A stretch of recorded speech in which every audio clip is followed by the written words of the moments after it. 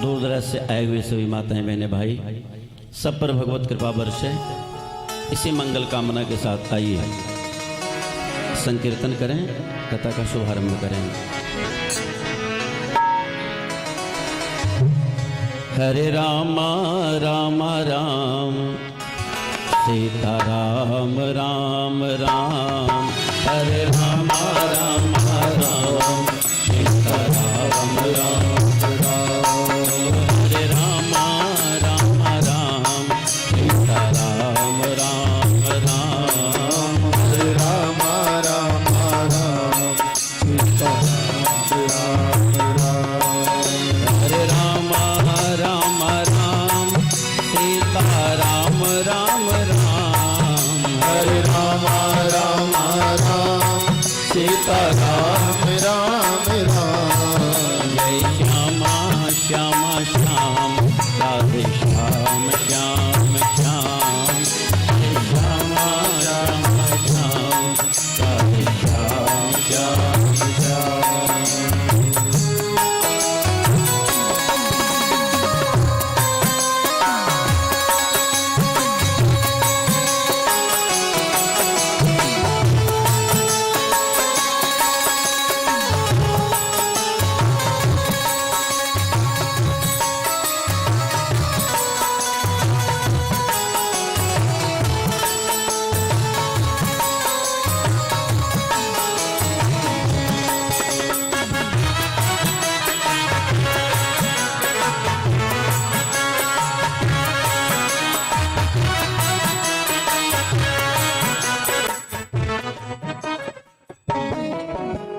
नाम बनाया प्रथम पूज्य गणपति जी को पल में, यह नाम बनाया प्रथम पूज्य गणपति जी को पल में, मिल गया यही अवलंब नाम शबरी को जंगल में, मिल गया यही अवलंब नाम शबरी को जंगल में, लाखों का बेड़ा पार किया, लाखों का बेड़ा पार किया, उठाया हरि के धाम, हरे राम राम राम सीता राम राम राम, हरे राम राम राम सीता राम राम राम।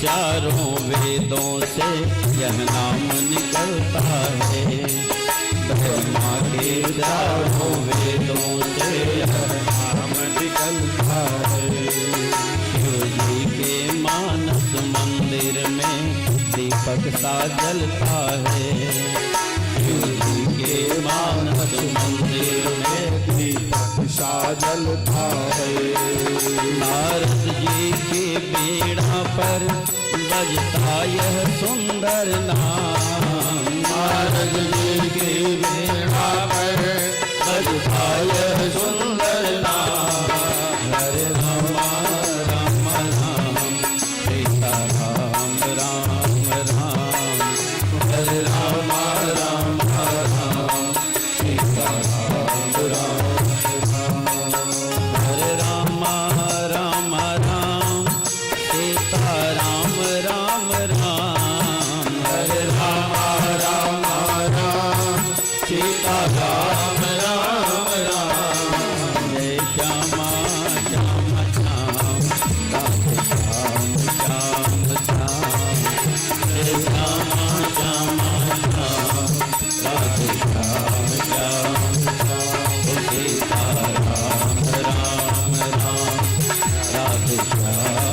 श्याम श्याम। बोले आनंद कंद भगवान की जय हो। कल की कथा में हम सभी ने भगवान श्री कृष्ण के जन्म और उत्सव तक की कथा का श्रवण किया था। आज उससे आगे की चर्चा आपसे करें। श्री सुखदेव जी ने कहा है परीक्षित, भगवान का जन्मोत्सव 6 महीने गोकुल में मनाया गया। 1-2 दिन नहीं, 6 दिन 12 दिन नहीं, 6 महीने बड़ा धूमधाम गोकुल में है इस समय। और सब नृत्य कर रहे हैं, गा रहे हैं बढ़िया से, क्योंकि आनंद के धाम परमपिता परमात्मा साक्षात गोकुल में विराजमान हुए हैं। कहते बंधुओं की अचानक नंद बाबा को एक बात याद हो आई कि कंस का कर नहीं दिया है हमने। सभी राजाओं पर उसने कर लगाया था। तो उन्होंने गोपालों से कहा आप लोग तब तक व्यवस्था देखिए, हम कंस का टैक्स देके आ रहे हैं। चले गए नंद बाबा कंस का टैक्स देने। नंद बाबा बसदेव जी बड़े अच्छे मित्रों में हैं। और जब कर दे के लौटे तो रास्ते में बसदेव जी से मुलाकात हो गई। दोनों मित्र आपस में गले मिले। अगर उनकी परिस्थिति पर ध्यान दें, एक दुखी है एक सुखी है। बसदेव जी दुखी हैं कि जितने बच्चे पैदा हुए सबको कंस ने मार डाला। आनंद बाबा आनंद से भरपूर हैं क्योंकि उनके यहाँ आज बालक ने जन्म लिया है, बड़ा उत्सव मनाया जा रहा है। लेकिन मित्रता की जो परिभाषा है, गोस्वामी जी ने लिखा है कि अर्जे न मित्र दुख होई दुखारी, अति नहीं बिलोकत पातक भारी। मित्र के दुख में दुखी होना, मित्र के सुख में सुखी होना मित्रता का यही कर्तव्य है, धर्म है। अब बसदेव जी से नंद बाबा ने कहा कि अहो ते देव की पुत्रा, कंसेन बहवो हता, एका वसिष्ठा वर्जा, कन्या साप दिवंगता। हे बसदेव जी, हमें बड़ा दुख है कि आपके घर में जितने बालक पैदा हुए हैं उन सबको उस दुष्ट कंस ने मार डाला, इसलिए आपके दुख में हम शामिल हैं। नंद बाबा मित्रता का धर्म निभा रहे हैं। तो अब वसुदेव का क्या कर्तव्य है? अपना दुख भूलकर इनके सुख में भागीदार बने ना। वसुदेव जी ने कहा मन छोटा करने से कोई लाभ नहीं है। क्यों? इसलिए कि आपके यहाँ 2 बालक हैं, एक बड़ा एक छोटा। तो छोटे वाले को अपना ही मान लूंगा, इसमें कौन सी बड़ी बात है। आपका बालक मेरा बालक हो जाएगा। बंधुओं दोनों गले मिले। वसुदेव जी ने कहा कि मेरा ज्योतिष कह रहा है कि नंद में वहाँ आपके नंदगांव में कोई बहुत बड़ा उपद्रव आने वाला है, होने वाला है, इसलिए आप तुरंत जाइए, देर मत कीजिए। बंधुओं वहाँ से वसुदेव जी लौटे जल्दी, नंद बाबा लौटे जल्दी जल्दी। और यहाँ कंस ने विचार किया, जब हाथ से कन्या छूटकर चली गई तो एक मीटिंग बुलाई उसने। कहा क्या किया जाए, क्योंकि उस देवी ने बताया था कि हमारा काल पैदा हुआ है। कहाँ है? गोकुल में। हमने बहुत पूछने का प्रयास किया, कोई जनपत्री बता दो किस घर में है, अता पता, लेकिन उस देवी ने बताया नहीं। तो कैसे पता लगाया जाए कि किस घर में वो हमारा काल पैदा हुआ है? उसका जिंदा रहना हमारे लिए ठीक नहीं है।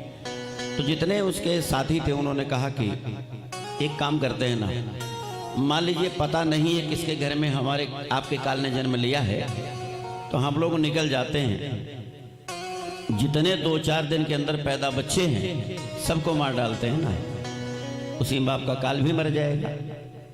सारे राक्षस निकल पड़े गोकुल में बच्चों को मारने के लिए। बकासुर की बहन पूतना वहीं रहा करती थी। पूतना ने कहा भैया इस काम में आपका सहयोग हम भी करना चाहते हैं। कहा क्या सहयोग करोगे? कहा कि ये आपके राक्षस गण हैं, बाहर तो जो बच्चे मिल जाएंगे मार डालेंगे, किसी ने घर में छिपा दिया मान लीजिए तो तो इनकी पहुंच बहुत अंदर तक नहीं हो पाएगी, तो आपका काल हो सकता है अंदर ही कहीं पड़ा रह जाए।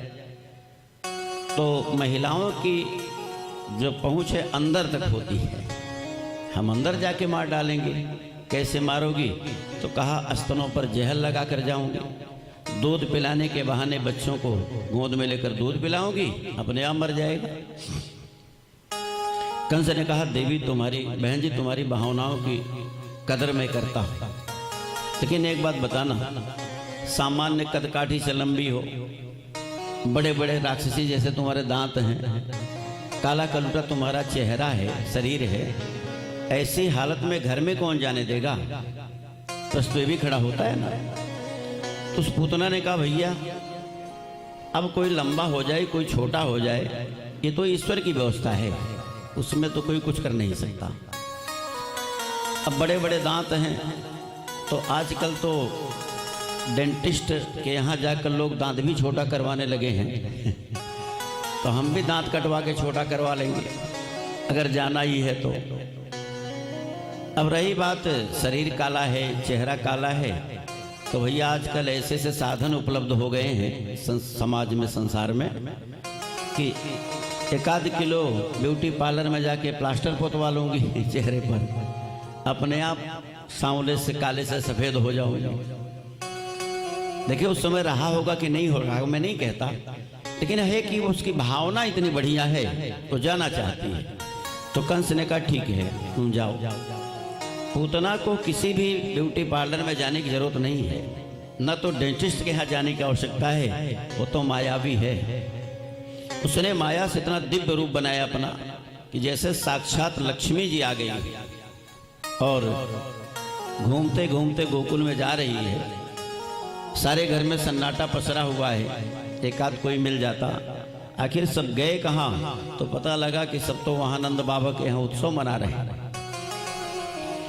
उस उत्सव को देखने जब गई तो बंधुओं जब पहुंची तो कुछ ग्वालों ने देखा उसको, इतना दिव्य तेज था चेहरे पर उसके कि देखते ही सब प्रभावित हो गए। अब आना चाह रही तो कोई रोक नहीं रहा है, सब रास्ते से बगल होते गए, सीधे अंदर प्रवेश कर गई और वहां चली गई अंदर जाते जाते जहां यशोदा मैया पालने पर लाला को झुला रही थी। यशोदा मैया के पास पहुंची तो नजर उठी यशोदा मैया की, देखा कौन? एक बड़ी दिव्य सुंदरी को देखा। यशोदा मैया खड़ी हो गई, कहा बहन जी आप कौन है, कहाँ से आई हैं, अपना परिचय दीजिए।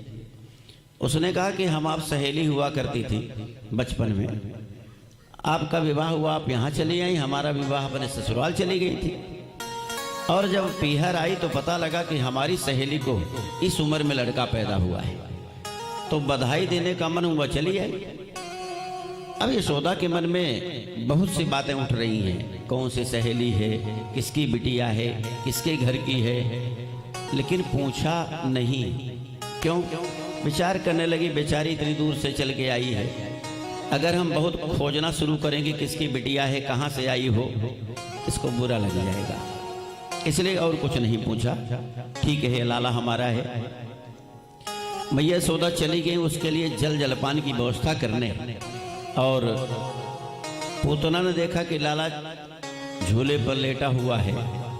पूतना चली गई लाला के पास, भगवान के पास। तो जब पहुंची बंधुओं, और जैसे ही भगवान ने देखा कि पूतना मौसी आ गई है तो दोनों आंखें कसकर बंद कर लिया भगवान ने, और दोनों आंखें बंद कर लिया। तो परीक्षित ने कहा गुरुदेव पूतना को देखकर भगवान ने आंख क्यों बंद कर लिया? तो बंधु इसके बहुत सारे कारण हैं, अनेक संतों ने अनेक कारण दिए हैं, कुछ कारण आपको हम बता देते हैं। भगवान ने आंखें इसलिए बंद कर लिया, विचार करने लगे कि मैं यहाँ आया राक्षसों का वध करने के लिए, और जब राम बन के आए थे हम, तब भी जब राक्षसों के वध की शुरुआत किया हमने तो कहां से किया था? एक ही बाण प्राण हर लीन, ताड़का का वध किया था भगवान ने। तो कहा कि जब राम बन के आए तो वहां भी एक महिला से शुभारंभ करना पड़ा था, और जब कृष्ण बन के आए तो लगता है यहाँ भी शुभारंभ एक महिला से ही करना पड़ेगा। इसलिए भगवान ने आंखें बंद करके सोचा कि इसको कौन सी गति दें, शायद इस बात के लिए आंख बंद कर लिया हो।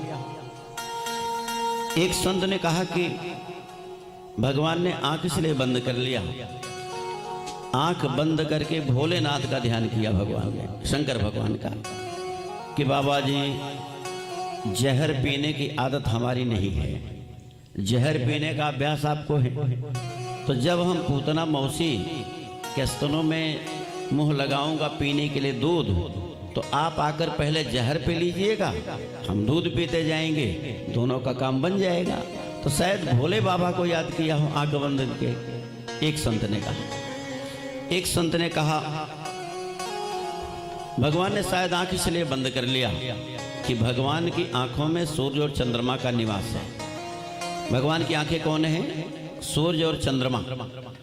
तो सूर्य और चंद्रमा रूपी आंखों ने विचार किया कि हमारे प्रभु यहाँ आए माखन खाने के लिए, मिश्री खाने के लिए, माखन मिश्री मुंह में गई ही नहीं कि पूतना मौसी आ गई जहर पिलाने।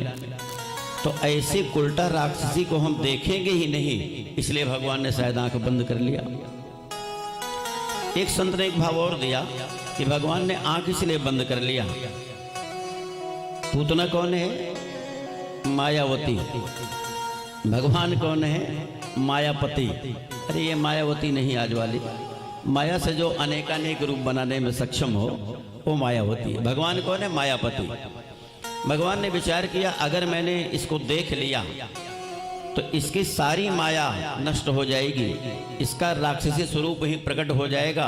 अभी जो हमारे ग्वाल बाल नृत्य कर रहे हैं, गा रहे हैं, यहाँ भगदड़ मच जाएगी। इसलिए भगवान ने कहा इसको देखना ही नहीं है, इसलिए भगवान ने शायद आंख बंद कर लिया। जो भी कारण हो भगवान ने दोनों आंख बंद कर लिया। पूतना ने कन्हैया को उठाया, लाला को, और दूध पिलाने लगी। मन में एक ही भाव है कि मुश्किल से 1-2 मिनट जिएगा, इसके बाद तो राम नाम सत्य हो जाएगा। लेकिन मतलब काफ़ी देर हो गई। भगवान ने पहले तो जहर पिया, उसके बाद फिर दूध पीना शुरू कर दिया। और जब दूध पीना शुरू कर दिया तो दूध भी जब समाप्त हो गया तो प्राणों को खींचना शुरू कर दिया। बहुत तेज दर्द होने लगा जब उसके आसपास। अब वो छुड़ाने लगी कि सा मुंच मुंचालमित प्रभाषिणी निष्पीड माना खिल जीव मरमणि। कहते हैं कि बड़ी दूर चिल्लाए, लाला छोड़, लाला छोड़, अरे लाला छोड़। छुड़ाने लगी लेकिन मंदों छूट नहीं रहा है। भगवान मानो कहने लगे कि मौसी जी एक आदत हमारी है, पहले तो हम जल्दी पकड़ते नहीं, अब पकड़ते हैं तो फिर छोड़ना हम जानते ही नहीं, पकड़ लिया तो फिर छोड़ना नहीं जानते हैं। सोचने लगी कि इस 7 दिन का बालक बोलता भी है क्या? 7वें दिन आई थी पूतना, अष्टमी को कन्हैया का जन्म हुआ, चतुर्दशी को आई थी पूतना। क्योंकि पूतना कहते हैं अविद्या को, अविद्या का निवास 14 स्थानों पर होता है, ये संकेत है, इसलिए चतुर्दशी को मारने आई थी। जब देखा कि प्राण संकट में है और लेकर कन्हैया को, लाला को आकाश में उड़ गई। और जब भगवान ने देखा कि इसको मारेंगे जहां, तो जब गिरेगी तो बड़ा लंबा चौड़ा शरीर इसका होगा, राक्षसी है, तो ताकि कोई नुकसान किसी का न हो, इसलिए एकांत में ले जाकर भगवान ने तब प्राणों को खींचा।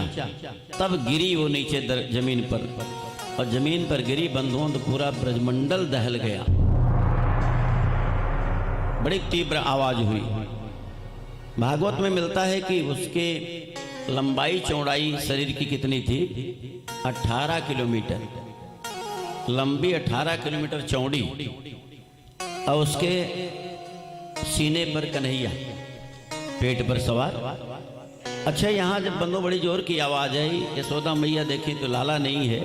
अब तो बड़ा बंदो रोने लगे, सब घबरा गए कि लाला कहाँ चला गया, वो औरत कहाँ गई जो आई थी।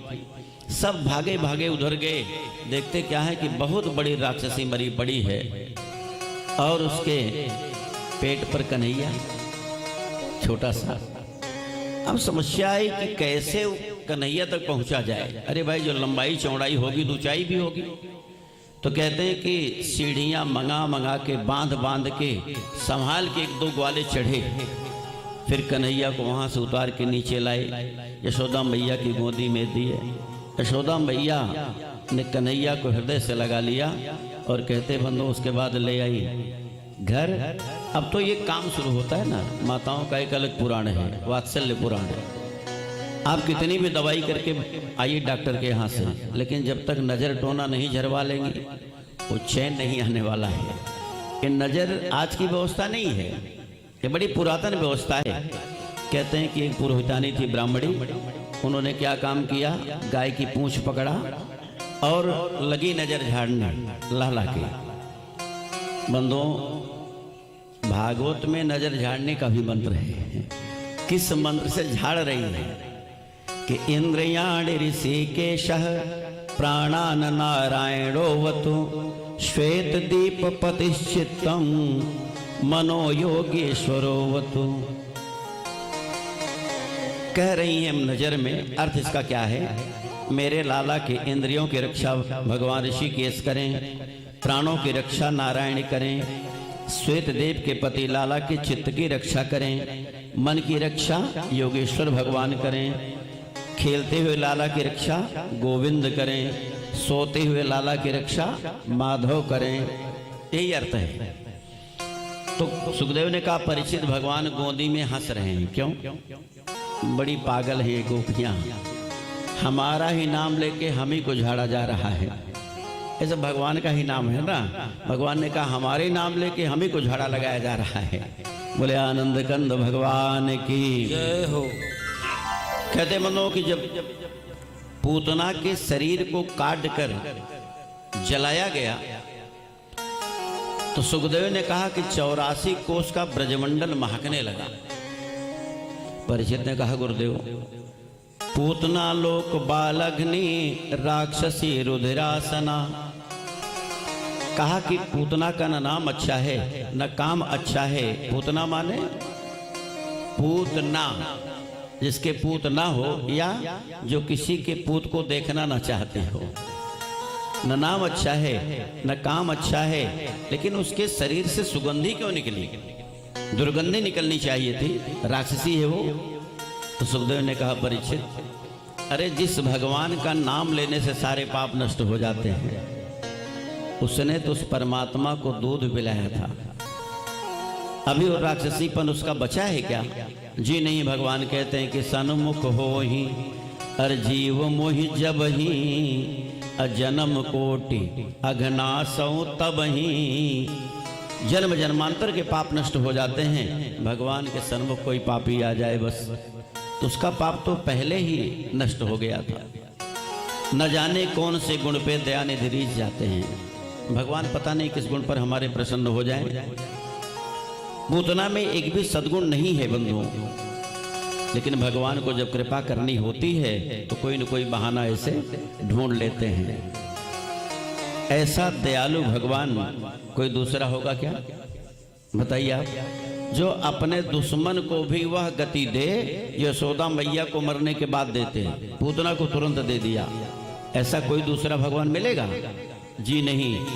ऐसो को उदार जग माही, बिन सेवा जो द्रवे दीन पर राम सरिस को नाही। ऐसो को उदार जग माही, ऐसा वो परमात्मा है। आइए उसकी वंदना कर लिया जाए प्रेम से, फिर आगे बढ़ेंगे।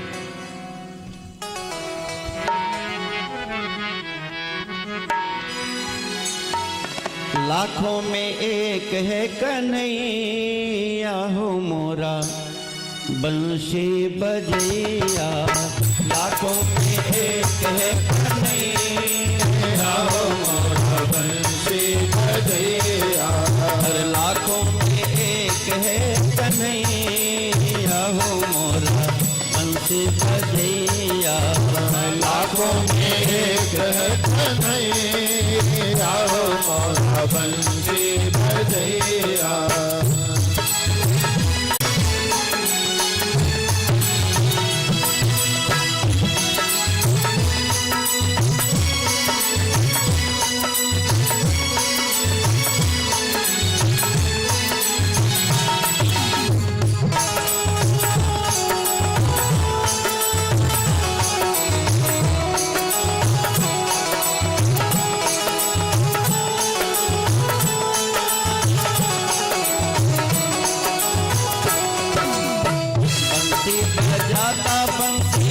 पे मिलेगा, बंसी बजाता बंसी भट्ट पे मिलेगा, गौए चराता यमुना तट पे मिलेगा, गौए चराता यमुना तट पे मिलेगा, कांधे पे कारी कमरिया हो मोरा बंसी बजैया, कांधे पे कारी कमरिया हो मोरा बंसी बजैया, हर लाखों में एक है कन्हैया हो मोरा बंसी बजैया, लाखों में एक है कन्हैया हो मोरा बंसी बजैया।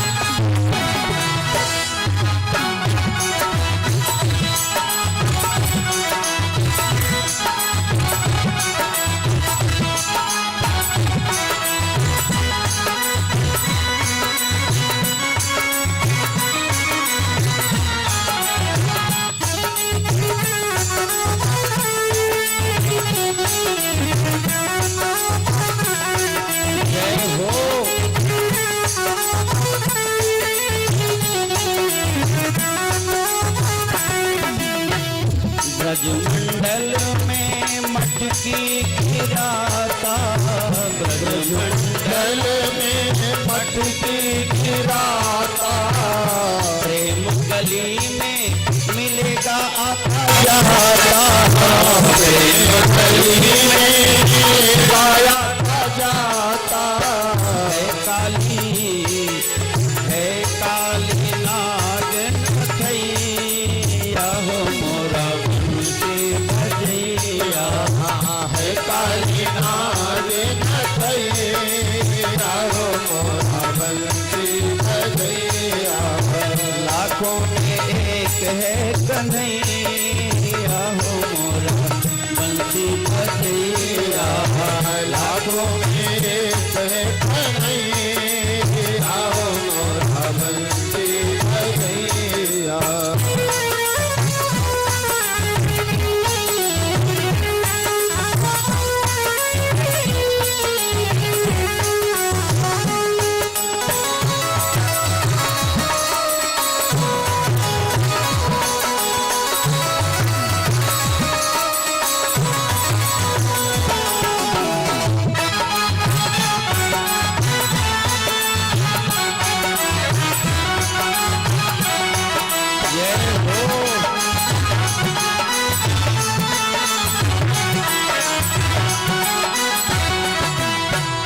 वृंदावन में बसे मुरली वाला, वृंदावन में फंसे मुरली वाला, काली है यमुना मधुप श्याम काला, काली है यमुना मधुप श्याम काला, है काली नाग नथैया हो मोरा बंसी बजैया, है काली नाग नथैया हो मोरा बंसी बजैया, लाखों में एक है कन्हैया हो मोरा बंसी बजैया, लाखों में एक है कन्हैया हो मोरा बंसी बजैया, मोरा बंसी बजैया, मोरा बंसी बजैया। बोले बालकृष्ण भगवान की जय हो। पूतना की मृत्यु का समाचार महाराज कंस ने सुना, बहुत दुख हुआ। नंद बाबा मथुरा से लौटकर आए, सारा समाचार सुना। बालक की रक्षा भगवान ने किया था, भगवान को बहुत बहुत धन्यवाद दिया। बहुत सी गौएं दान में उन्होंने ब्राह्मणों को दिया, कि बड़ी कृपा भगवान की हुई। जब भगवान 27 दिन के हुए, कन्हैया लाला अभी नामकरण नहीं हुआ है, जानते रहिए। जब लाला 27 दिन के हुए तो कहते हैं कि नंद बाबा के यहाँ एक जेवनार का आयोजन हुआ, भोज भात का। सारे गोकुलवासी आकर भोजन पा रहे हैं। समस्या एक है कि जब सुलाने का प्रयास करती है यशोदा मैया लाला को, तो लाला की नींद खुल जाती शोर में। और कंस का भेजा हुआ एक महाराक्षस सकटासुर आया, विचार करने लगा कि कैसे मारें इसको। तो एकांत स्थान देखा, बहुत बड़ा छकड़ा, छकड़े के नीचे जाकर बैठ गया कि घात लगा के कि मौका मिलेगा तुम्हारे। मैया यशोदा बड़ी परेशान है कि लाला को कहाँ सुलाएं कि नींद आ जाए। तो विचार किया कि एकांत तो वहीं जहाँ छकड़ा है वहीं एकांत है। अच्छा बंधु, एक बात बताएं आपसे, माताएं मैंने ध्यान रखें। नंद बाबा के यहाँ कितनी गायें थी? कहते हैं कि 9 लाख गायें थी। 9 लाख गायें, अगर उसमें 5 लाख भी दूध देती होंगी तो कितना दूध और कितना दही होता होगा। उसको रखने के लिए कितना बड़ा छकड़ा होता होगा। बहुत बड़ा छकड़ा था वो, उसमें पहिए लगे थे इधर उधर करने के लिए। कई 100 लोग मिलकर अगर गिर जाए तो उठा देते उसको। तो वहीं ले गई यशोदा मैया लाला के पालना को, लाला सहित वहीं छोड़ दिया सुला, क्योंकि लोग आ रहे हैं, मैं स्वागत में न जाऊं तो अच्छा नहीं लगता। मैया वहीं लिटा के चली आई, स्वागत में लग गई। कहते कन्हैया की नींद खुल गई। नींद खुली तो पहले तो रोई, लेकिन कोई सुनने वाला नहीं। फिर उसके बाद कन्हैया ने क्या काम किया, पैर उठाकर अंगूठा मुंह में लगाकर चूसना शुरू कर दिया। फिर भी नहीं समझ में आई बात किसी के, कोई था ही नहीं, वो छोटे छोटे बालक खेल रहे थे। तो कन्हैया को थोड़ा सा क्रोध आ गया लाला को, और उसी छकड़े पर एक लात मार दिया। जो छकड़ा पास में बहुत बड़ा था, जब एक लात जोर से मारा तो छकड़े की दशा क्या हुई। अरे मटकी दुहनी छकड़ा बर्तन सब ठोकर खाकर लुढ़क गए। दधि दूध कीच सा फैल गया, भगवान जो थोड़ा मचल गए। चीखना बिलखना सुनते ही एकत्र हुए नर नारी थे। कहते हैं छकड़ा गिरा तो दूध दही की नदियां बहने लगी। अब बड़ी जोर की आवाज आई, सब दौड़ के आए, देखा क्या हो गया। तो कई लोग आए, कैसे छकड़ा कैसे गिर गया, चलो गिरा होगा जैसे, पहले उठाओ। तो बहुत सारे लोग मिलकर उसको खड़ा किया। तो चीखना बिलखना सुनते ही एकत्र हुए नर नारी थे। तो देखा क्या, छकड़े के तरे निशाचर था, अपलने पर पड़े बिहारी थे।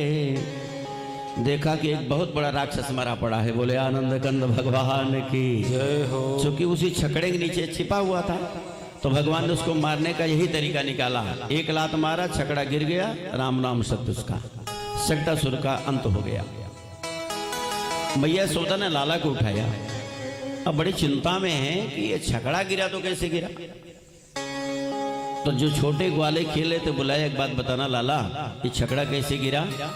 तो उन छोटे बच्चों ने कहा क्या बताएं। हाँ, थोड़ा सा अपनी लाइन में हो जाइए। हाँ, ये जो बीच में ये रिकॉर्डिंग वाली मशीन लगी ना, इसके इधर आप लोग रहिए। हाँ जी। बाद में पुरुष लोग आते हैं शाम को, भाई साहब लोग तो नहीं बैठ पाते जगह। बोले कृष्ण कन्हैया लाल की जय हो। जय बोलने में कंजूसी ना करें, जोर से बोलें।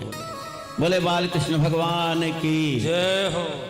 तो छोटे ग्वालों से कहा लाला ये छकड़ा कैसे गिरा। तो उन ग्वालों ने कहा कि मैया अभी बताऊंगा, तुझे भरोसा नहीं होगा। नहीं नहीं, तू बता कैसे गिरा। कहा मैया ये तेरा लाला है ना। पहले तो रोया, जब कोई नहीं सुना तो इसको क्रोध आ गया, एक लात मार दिया छकड़े पर।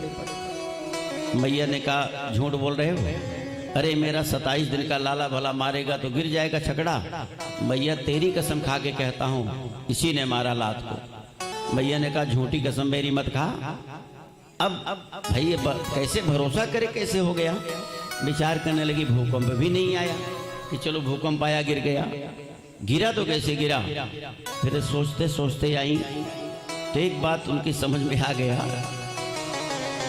धैर्य रखने के लिए लगता है इधर भूकंप आया होगा उधर नहीं आया होगा, इसीलिए छकड़ा गिर गया, बाकी मेरे लाला तो नहीं गिरा सकता ना।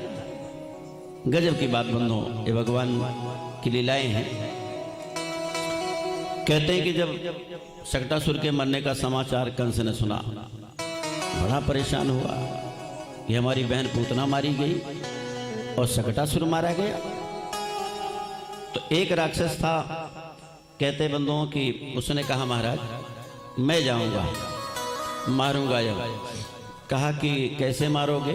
अरे कहा महाराज बाउंडर के रूप में जाऊंगा और उसे उड़ा कर ले आऊंगा, तो मारूंगा नहीं, मैं आपके पास लेकर चला आऊंगा सीधे उड़ा के, कोई जान नहीं पाएगा, क्योंकि उसका नाम तृणावर्त है।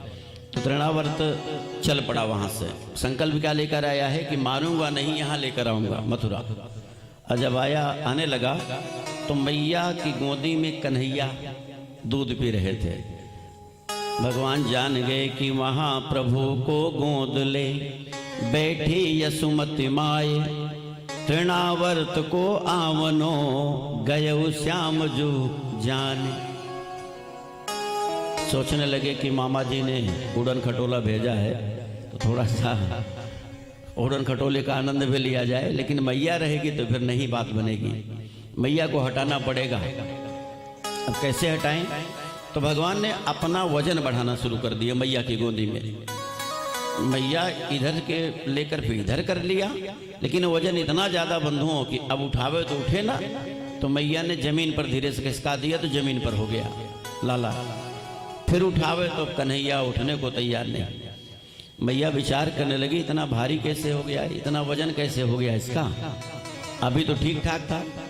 फिर विचार करने लगी काफी देर से दूध पी रहा है, लगता कुछ ज्यादा दूध पी गया, इसलिए इसका भार बढ़ गया होगा, बाकी कोई तरीका तो है नहीं जानने का।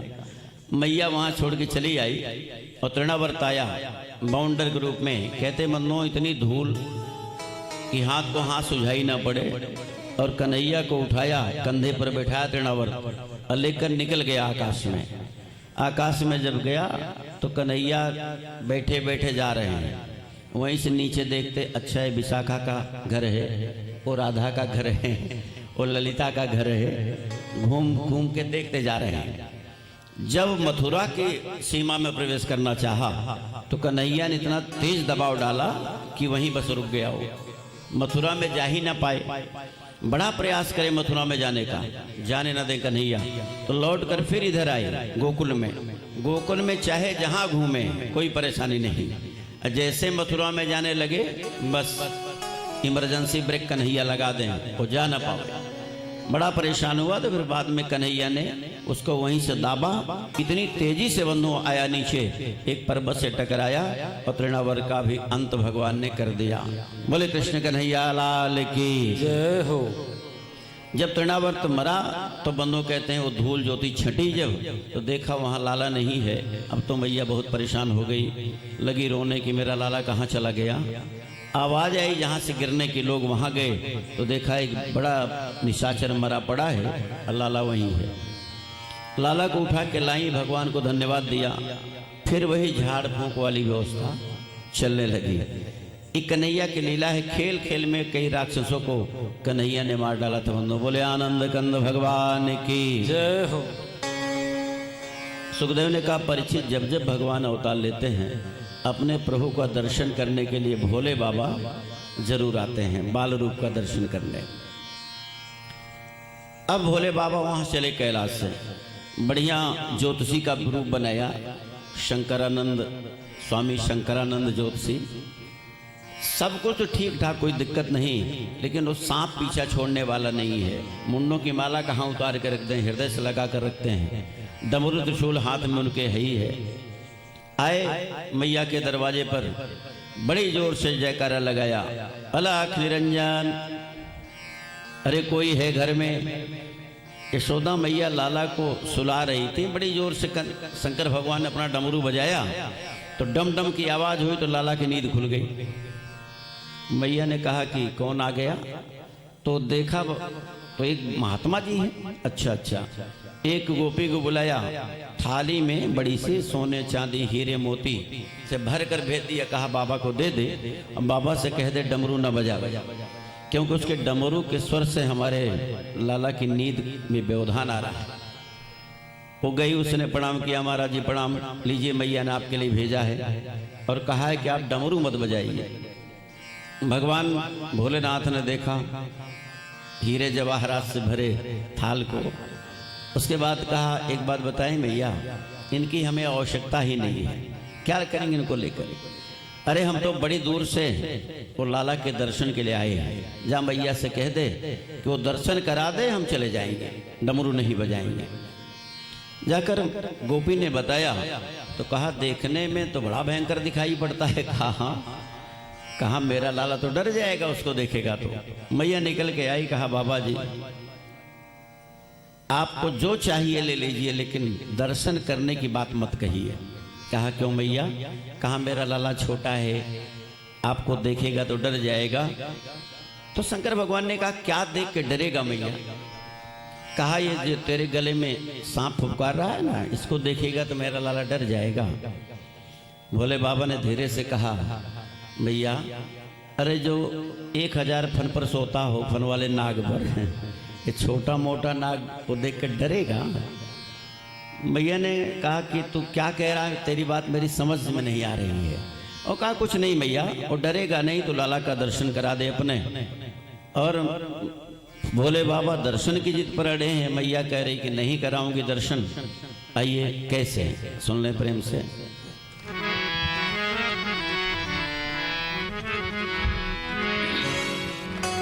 भोले बाबा ने कहा कि दर्शन लाला के करा दे, मैया आयो तेरे घर। दर्शन लाला के करा दे, मैया आयो तेरे घर। दर्शन लाला के करा दे, मैया आयो तेरे घर।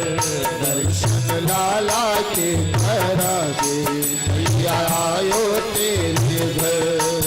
हर जन्म लियो है लाला सुन के आयो ये खबर। दर्शन लाला के करा दे, मैया आयो तेरे घर। दर्शन लाला के करा दे, मैया आयो तेरे घर। सौदा मैया ने कहा बाबा अरे रूप भयंकर देख के तेरा लल्ला जाए डर। ना मैं लाला को दिखाऊं जोगी जा तो अपने घर। ना मैं लाला को दिखाऊं जोगी जा तो अपने घर।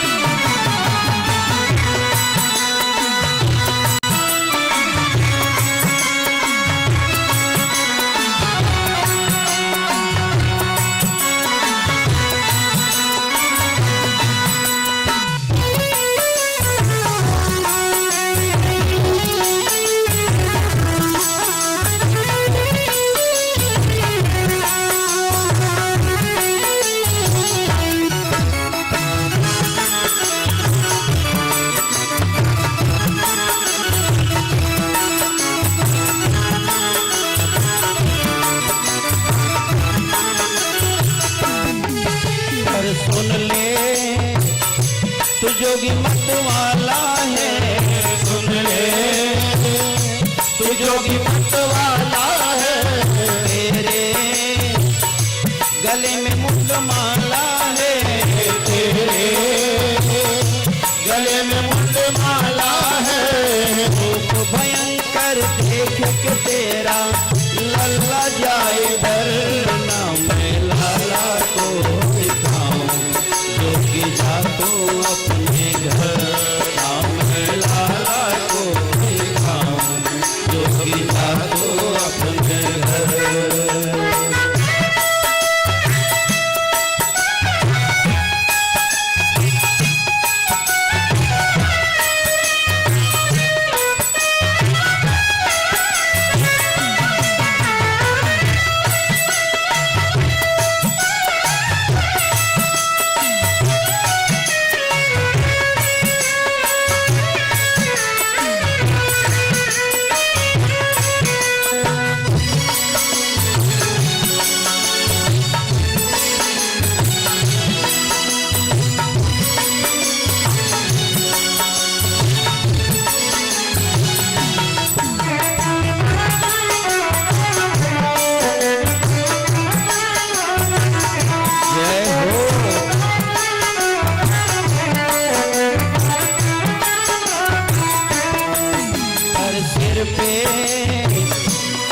गंग की धारा है, सिर पे गंग की धारा है, घर में सांप तन डारा है, घर में सांप तन धारा है, हमरो और कमंडल सोहे योगी तेरे करना मैं लाला को सिखाऊं, योगी जाको अपने घर नाम मैं लाला को सिखाऊं, योगी जाको अपने घर।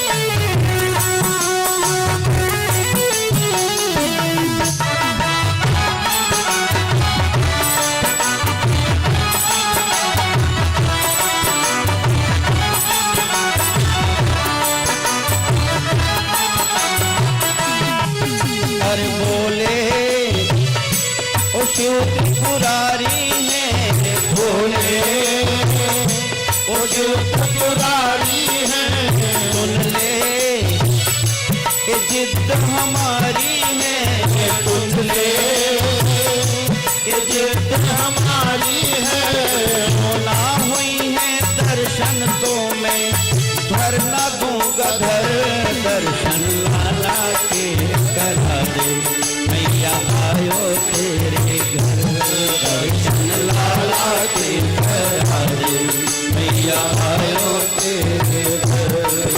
अरे रूप भयंकर देख के मेरा लल्ला जाए डरना मैं लाला को सिखाऊं, योगी जाको अपने घर नाम मैं लाला को सिखाऊं, योगी जाको अपने घर।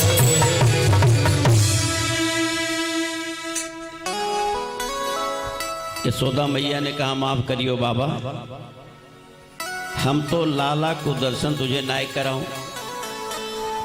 शंकर भगवान ने कहा मैया हम भी बड़े जिद्दी हैं, बिना दर्शन किए हम जाने वाले भी नहीं हैं। अभी तैने शायद योगी की जिद नहीं देखी है, योगी जिद पर अड़ जाए तो कुछ भी असंभव नहीं होता मैया। यशोदा मैया ने कहा बाबा तू जोगी है इसलिए जोगी की जिद जानता है, अभी तैने स्त्रियों की जिद नहीं देखी है। स्त्रियां जिद पर अड़ जाएं तो बड़े बड़े जोगी धनुवान रख देते हैं महाराज। तो शंकर भगवान ने कहा तो दर्शन नहीं कराओगी? कहा नहीं कराऊंगी बाबा। बोले बाबा ने कहा ठीक है कोई बात नहीं मैया जैसी तेरी इच्छा। बोले बाबा वहां से गए, एक वृक्ष के नीचे आसन लगा के थोड़ी दूर पर ध्यान करने लगे भगवान का। उन्होंने मन में कहा कि प्रभु मैं तो वहां चलकर यहाँ तक आया, अब आपकी जिम्मेदारी ही का दर्शन मुझे दें। अब भगवान की जिम्मेदारी हुई तो जैसे ही भोले बाबा उधर गए वैसे कन्हैया बड़ी जोर से लगा रोने। और जब कन्हैया रोने लगे तो भाई अब दूध पिलावे दूध ना पिए, चुप करावे चुप ना होवे। सारी गोपियां आ गई, क्या हुआ? अरे पता नहीं क्या हो गया, कब से हो रहा है। अरे अब क्या बताएं, एक सांपनवारा बाबा आया था तो देखने की जिद कर रहा था, मैंने मना कर दिया, वो चला गया, जैसे गया वैसे रो रहा है। तो गोपियों ने कहा मैया हमको तो लगता है बहुत बड़ा वो नजर टोने वाला बाबा है, लगता है उसने कोई नजर टोना लगा दिया है हमारे लाला को। तो कहा जा जल्दी से बुला ला किसी नजर झाड़ने वाले को। अब गोपियां गई, नजर झाड़ने वाले आए, बहुत नजर झाड़ा लेकिन एक हजार न। और लाला रोवे तो रोवे, चुपे ना हो गए। तो गोपियों ने कहा मैया लगता है कि बहुत बड़ा वो टोना वाला बाबा है, उसकी नजर बहुत तेज है, अब वही आएगा तभी उतरेगा लगता है। तो कहा तो अब तो वो तो चला गया, किधर गया है? इधर गया है। गोपियां दौड़ी दौड़ी गई, देखा तो बाबा जी ध्यान लगा कर बैठे हुए, जाकर कहा बाबा। बाबा ने कहा क्या है? तो उन गोपियों ने कहा अरे चल रे जोगी नंद भवन में, कि तो को यशोदा माय बुलावे, वाके लाल को नजर लगी है और राई लोन करावे, चल रे जोगी नंद भवन में। बाबा मेरे लाला को नजर लग गई है, यशोदा मैया ने बुलाया है आपको, चलिए नजर झाड़ दीजिए ना। बोले बाबा ने कहा मैं तो नहीं जाऊं। अरे जब गया था मैंने कहा दिखा दो, दिखाया नहीं, क्यों जाऊं? अरे बाबा चलिए मैं दिखवाऊंगी लाला को आपको। एक बात और बाबा ना, बिना देखे नजर ही कैसे झाड़ेंगे आप? तो दोनों काम हो जाएगा, नजर भी झाड़ देंगे, देख भी लेंगे आप। बोले बाबा तुरंत आ गए। आए तो गए, गोपियां गई मैया के पास। अरे बड़ी मुश्किल से बाबा आया है, चलिए जल्दी नजर झरवा लीजिए। और लाला तो रोए रोए। मैया ने बड़ा अंदर छिपाया गोदी में, खूब कपड़े से ढक दिया कि बाबा की नजर न पड़ जाए। अब आई लेके तो बाबा वहां खड़े, अपने यहाँ खड़ी हो गई। बोले बाबा झाड़। अब भोले बाबा बड़ा प्रयास करें कि एक बार नजर मिल जाती अपने प्रभु से, एक ना हजार ना, इतना छिपाया था मैया ने, कोई अंग नहीं दिखाई पड़ रहा था। भोले बाबा बड़े चक्कर में पड़ गए कि यहाँ तो दर्शन भी नहीं मिलने को है। कन्हैया रो रहा है लेकिन मैया है कि दिखाने को तैयार नहीं। तो भोले बाबा ने कहा मैया एक बात सुन, हमारा मंत्र दूर से काम ही नहीं करता, नजर वाला मंत्र दूर से काम नहीं करता। मैया ने कहा तब कैसे काम करता है? कहा जब तक हमारी गोदी में लाला को नहीं देगी, मंत्र ही हमारा नहीं काम करेगा। यशोदा ने कहा बड़ा गजब का नजर झाड़ने वाला तू है, इतनी दूरी में तेरा मंत्र काम नहीं करता। यहाँ तो बम्बई कलकत्ता लोग झाड़ देते हैं फोन से तो ठीक हो जाता है, भैया इतनी दूरी में। कहा कि मैया मेरी बात है, नहीं नजर काम करते तो क्या करें, मंत्र नहीं काम करता। गोपियों ने कहा मैया दे दे, रोते रोते हालत खराब है लाला की। अब भैया मजबूरी में क्या नहीं किया जाता, तुरंत ही मैया ने डरते डरते बाबा की गोदी में भगवान को दे दिया। और जैसे बाबा की गोदी में गए कन्हैया, भोले बाबा और प्रभु की नजरें मिली, वो तो नाटक था, तुरंत रोना बंद, तुरंत रोना बंद। जैसे लाला का रोना बंद हुआ, मैया ने झपट्टा मार के छीन लिया। अरे बाबा तू तो गजब का नजर झाड़ता है, तेरी गोदी में जाते ही लाला चुप हो गया। अच्छा बंदो, मैया लेकर जाने लगी तो कन्हैया फिर रोने लगी। फिर रोने लगे तो मैया ने कहा कि ये फिर रोने लगा। कहा मैया फिर दीजिए हमारी गोदी में, फिर जा रहे। अब होता क्या था, भोले बाबा की गोदी में लाला जावे तो चुप हो जावे, मैया की गोदी में आवे तो रोने लगे। कई बार ऐसा हुआ तो मैया ने कहा बाबा ये कैसा तेरा मंत्र है? अरे ऐसा कोई मंत्र मार कि मेरी गोदी में भी मेरा लाला न रोए। तो शंकर भगवान खूब देख चुके थे, दर्शन पा चुके थे। उन्होंने कहा मैया एक काम तुझे करना पड़ेगा। क्या? कहा जहाँ तुम आंगन में लाला को स्नान कराती है, तो स्नान का पानी जिधर से जाता है उसी रास्ते में भोले बाबा के एक मंदिर तू बनवा, शंकर भगवान का। अब ऐसा बनवा कि लाला के स्नान का पानी भोले बाबा की पिंडी के ऊपर से होकर जाए। अगर ऐसा हो जाएगा तेरा लाला को कभी नजर नहीं लगेगी, कभी रोएगा नहीं। भोले बाबा आशीर्वाद दे के वहां चले गए। नंद बाबा यशोदा मैया ने आंगन में भोले बाबा का मंदिर बनवाया और जैसा कहा था वैसे बनवाया। बंदो उसी समय से भोले बाबा का एक नाम, बड़ा सुंदर नाम हो गया, नंदेश्वर भगवान। बोले आनंद कंद भगवान की। इसलिए महाराज जी को बगल बिठाए रहते हैं, हाँ तुरंत याद दिलाते हैं नंदेश्वर भगवान।